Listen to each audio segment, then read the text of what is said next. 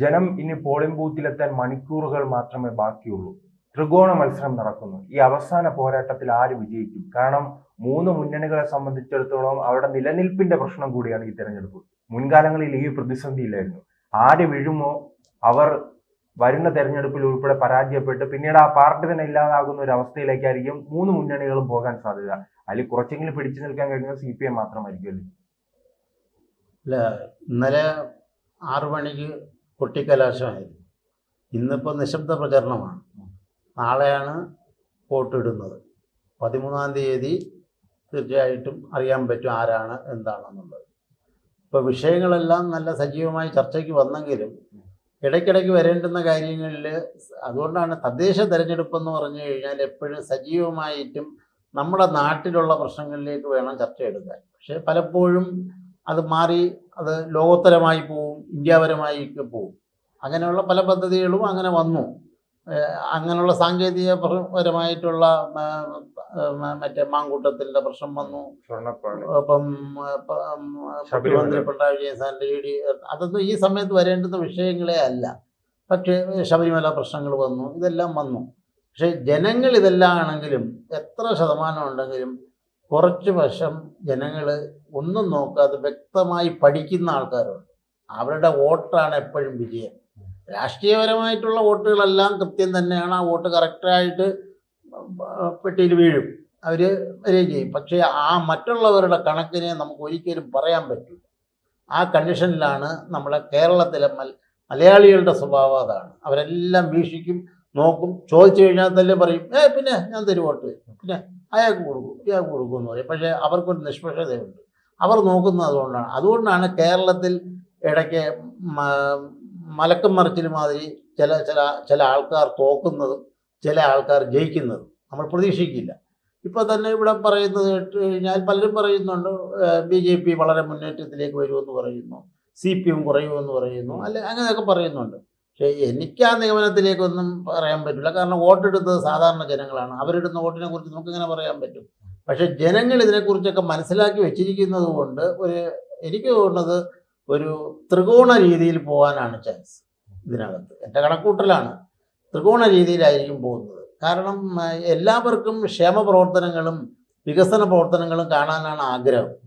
നമ്മുടെ അത് വരണം. ഒപ്പം എന്തിനേറെ നിസ്സാരമായിട്ട് പറഞ്ഞു കഴിഞ്ഞാൽ ഒരു കുളമായാലും അല്ലെങ്കിൽ ഒരു കുഴിയായാലും അതെന്തൊക്കെ പരിഹാരം ഉണ്ടായി എന്നാണ് നോക്കുന്നത്. അതിൻ്റെ പ്രവർത്തനങ്ങൾ നോക്കുമ്പോൾ അതിനെ കണ്ട് വിലയിരുത്തിക്കൊണ്ടായിരിക്കും രാഷ്ട്രീയക്കാർ വോട്ട് ചെയ്യുന്നത്. അല്ലാതെ അവരൊന്നും ലോകോത്തരമായിട്ടോ മറ്റെന്തെങ്കിലും സ്ത്രീപീഡനങ്ങളായിട്ടോ അല്ലെങ്കിൽ കുറേ പൈസ വെട്ടിച്ച കേസിന്, പൈസ എന്ന് പറഞ്ഞാൽ അങ്ങനെയല്ല, സ്വന്തം നാട്ടിനകത്തുള്ള കാര്യമല്ല, ഇന്ത്യയിൽ നടന്ന കേരളത്തിനകത്ത് മൊത്തം നടന്ന വിഷയങ്ങളെ ചേർത്തല്ല അവർ നോക്കുന്നത്. അവർ നോക്കുന്നത് നമ്മളെ പ്രാദേശികമായിട്ട് നടക്കുന്ന കാര്യങ്ങളിൽ എന്തൊക്കെ നടക്കുന്നു, എന്തൊക്കെ നടക്കുന്നില്ല. ഇപ്പം വ്യക്തിപരമായിട്ട് പറഞ്ഞു കഴിഞ്ഞാൽ നിൽക്കുന്ന സ്ഥാനാർത്ഥിയുടെ സ്വഭാവത്തെക്കുറിച്ച് വരെ നോക്കും. കാരണം ഓരോ സ്ഥാനാർത്ഥിയും ഓരോ വീട്ടിലും പോകുന്നതാണ്. മറ്റേ MLA മാതിരിയല്ല, MP മാതിരിയല്ല. അതൊക്കെ ആകുമ്പോൾ ഒരു എവിടെയെങ്കിലും ജംഗ്ഷനിൽ കൂടി 2 വാക്ക് പറഞ്ഞിട്ട് പോകുന്നു, അവർ പ്രഖ്യാപനം നടന്നു. ഇതങ്ങനെയല്ല.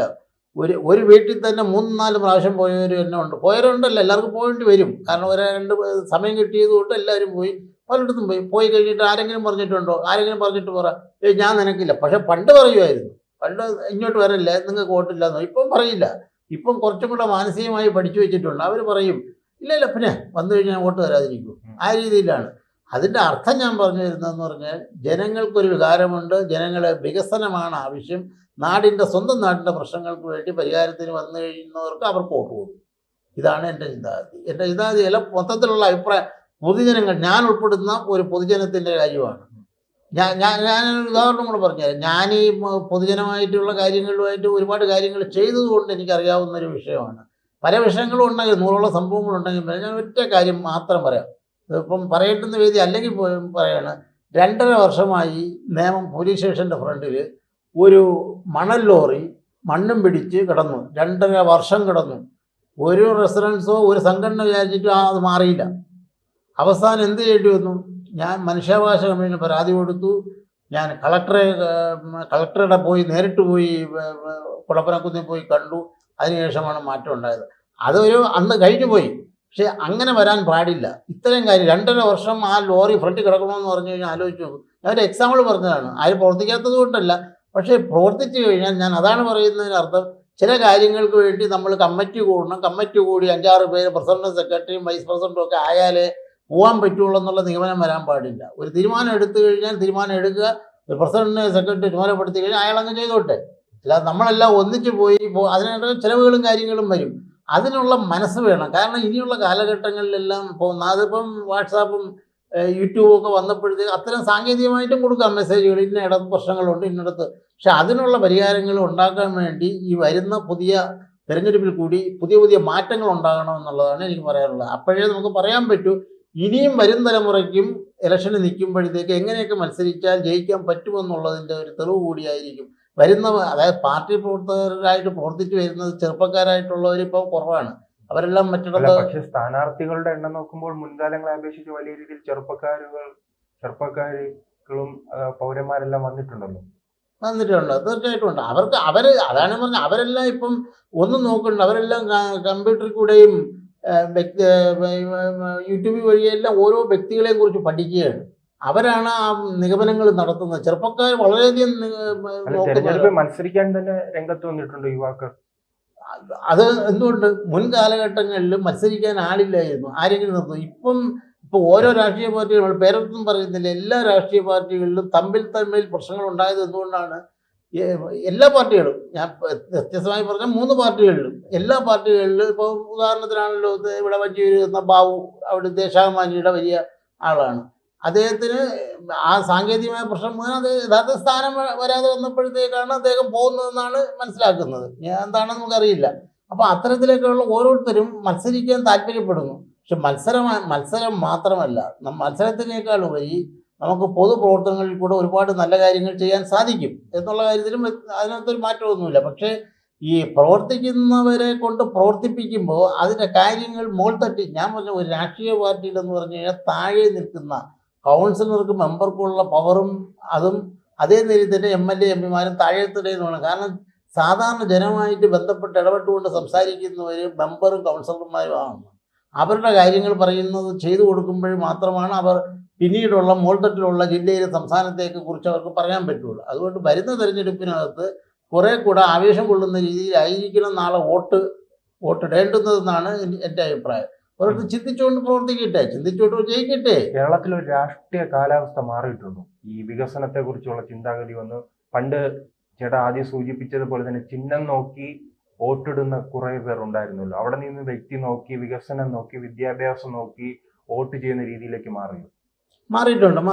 കാരണം ഇപ്പം അത് തന്നെയാണ് ഞാൻ മുൻകൂട്ടി പറഞ്ഞത്. അതായത് പ്രത്യേകിച്ച് ചെറുപ്പക്കാർ പണ്ടൊക്കെ എന്ന് പറഞ്ഞാൽ നമ്മളൊരു ജാഥ നടത്തുമ്പം തന്നെ അതിന് പണ്ട് ഒരു 500 പേര് 1000 പേര് ജാഥയ്ക്ക് പോകുമായിരുന്നു.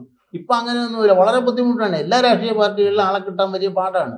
എന്തിനേറെ ഒരാളുടെ പുസ്തകം ഇറക്കുന്ന ഒരു എഴുത്തുകാരൻ്റെ പുസ്തകം പോലും പസ്പർ നടത്തിയാൽ പോലും 10 പേരെ പോലും കിട്ടൂല. 10 പേരെ കിട്ടാത്തത് വായിക്കാത്തത് കൊണ്ടൊന്നുമല്ല. അവരതെല്ലാം അതിനെ കൂടെ യൂട്യൂബിൽ കൂടെയും ഇതിൽ കൂടെയും വാട്സാപ്പിൽ കൂടെയും കാണുന്നു. അപ്പോൾ അവർക്കിതെല്ലാം അറിയുന്നുണ്ട്. പക്ഷെ നേരിട്ട് അവർക്ക് പിന്നെ ഒരു കാര്യം, ജനങ്ങൾ പ്രതികരിക്കുന്നതിനുള്ളൊരു വേദി കൊടുക്കുന്നില്ല ജനങ്ങൾക്ക്. അതായത് അവരെ ഉദാഹരണത്തിന് ഇന്നലെ ഇത് നടന്നു, ഇവരെല്ലാം ഒരു പ്രത്യേക പണ്ടൊക്കെ എന്ന് പറഞ്ഞാൽ ചർച്ചകൾ നടത്തുമായിരുന്നു. ഇനി വരേണ്ടുന്ന കാര്യങ്ങളെന്ന് പറഞ്ഞാൽ ഇത്തരം കാര്യങ്ങൾക്ക് വേണ്ടി ചെറുപ്പക്കാരെ കൂട്ടിയിരുത്തിക്കൊണ്ടുള്ളൊരു കമ്മിറ്റി കൂടണം. അവരുടെ ആവേശങ്ങളും കാര്യങ്ങളും മനസ്സിലാക്കിയെടുക്കണം. അപ്പോൾ ഇപ്പം തന്നെ ഈ നടന്ന തെരഞ്ഞെടുപ്പിൽ പോലും ഒരു നല്ലൊരു കൂട്ടായ്മയായിട്ടൊരു ചർച്ച നടത്തിയിട്ടില്ല. പണ്ടൊക്കെ MLA-മാരുടെ ഒക്കെ മത്സരങ്ങൾ വരുമ്പോഴത്തേക്ക് ഒരു കൂട്ടായ്മ നടത്തിയിട്ട് എല്ലാ രാഷ്ട്രീയ പാർട്ടിക്കാരും ചർച്ച ചെയ്യും. ഇപ്പോഴൊന്നും നടന്നിട്ടില്ല. അത് വ്യാപകമായിട്ട് എല്ലാ രാഷ്ട്രീയ പാർട്ടികളിലും വന്ന കുറവാണ്. കാരണം അതെല്ലാം കാണാത്തത് മറ്റൊന്നും കൊണ്ടല്ല, അതെല്ലാം നമ്മൾ ചാനൽ വഴി യൂട്യൂബ് വഴിയൊക്കെ അറിയുന്നുള്ളത് കൊണ്ടായിരിക്കാം.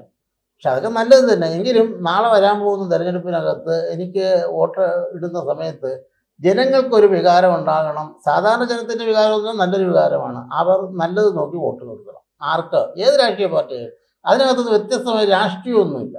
നല്ലത് തോന്നുന്നവർക്ക്, പ്രത്യേകിച്ച് കൗൺസിലർമാരുടെ മെമ്പർമാരെ തിരഞ്ഞെടുപ്പ് ആകുമ്പോഴത്തേക്ക് വ്യക്തികളെയും കൂടെ നോക്കി വേണം ചെയ്യാൻ. വ്യക്തികളെ നോക്കണം, രാഷ്ട്രീയവും നോക്കണം. രണ്ടും നോക്കി ചെയ്ത് കഴിഞ്ഞാൽ തീർച്ചയായിട്ടും വരും കാലഘട്ടങ്ങളിൽ നമുക്ക് കേരളത്തിനകത്ത് കൂടുതൽ വികസന കാര്യങ്ങളിലേക്ക് ഒരു മാതൃകയായി മാറും ഈ കൗൺസിലർമാരും മെമ്പർമാരും.